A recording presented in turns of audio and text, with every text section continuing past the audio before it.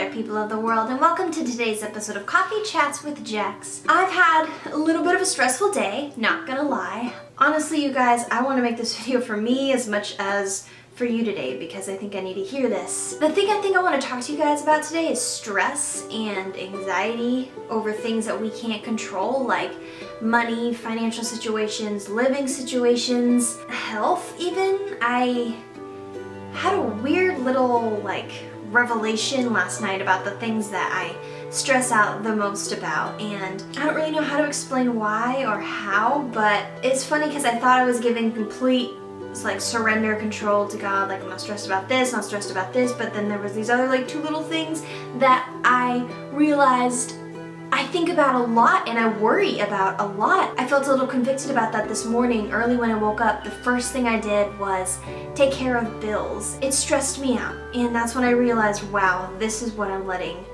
control me. It's when we're worried about things and we feel anxiety over things, that's when we are being controlled by those things. It's hard. It's really hard. I'm not gonna sit here and tell you, oh, just trust in God and then all your dreams will come true and all the answers to all your questions and it'll all be great and easy and fine. I wanna say that because, hey, it's the truth, but it's not that easy. When we're stressed out, we gotta turn to God, yes, but that doesn't mean all the stress goes away. I asked God at the beginning of this year to kind of show me different ways for Him to communicate with me. One thing that I love to hear and learn about from other people about how God speaks to them, or about how just they learn things in general, are the uses of metaphors. And I am not a metaphor person. I don't really understand them right off the bat. I have a hard time making them and thinking them up in my mind. I don't work that way, but I think metaphors are so beautiful. And I asked God to show me different ways to talk to Him, and it was really amazing because, you guys, I was camping last weekend with some really good friends, and I woke up really early in the morning. It was 5 when I was thinking about the night before, all the stars. Oh my gosh, there were so many stars. It was gorgeous, stars on stars on stars. And you don't really see that in the city. And I think that's what made it so beautiful,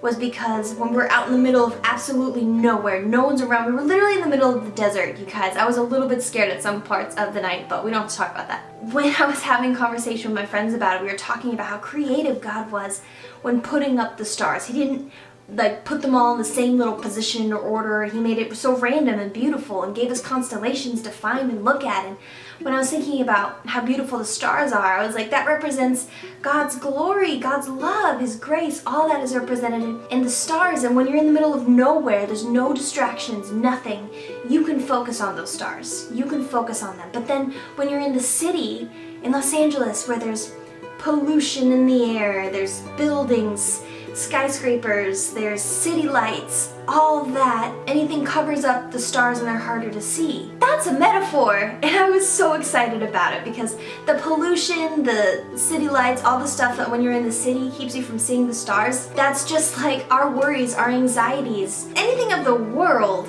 that distracts us from God is like the pollution and the city lights that keep us from seeing God's stars, the glory. But when we're in the middle of nowhere, there's nothing there. It's just there's no distractions. It's right there. You can see it. We're so in awe. But then today when I was about to make my video, and today when I was thinking about all the things that I was stressed out about and anxious about, I realized that all my stresses and worries are keeping me from seeing those stars and seeing that glory. And when I stepped back and thought about that, I was like, oh my gosh, okay, God, help me with this, because I don't have control over these things. God has control over these things. And you guys, it was kind of crazy because the minute that I realized that, and the minute that I stepped back and was like, whoa, okay, the stars are still there, I just need to get rid of the pollution and the city lights in order to see them. God is still there. That love that He has for me is still there.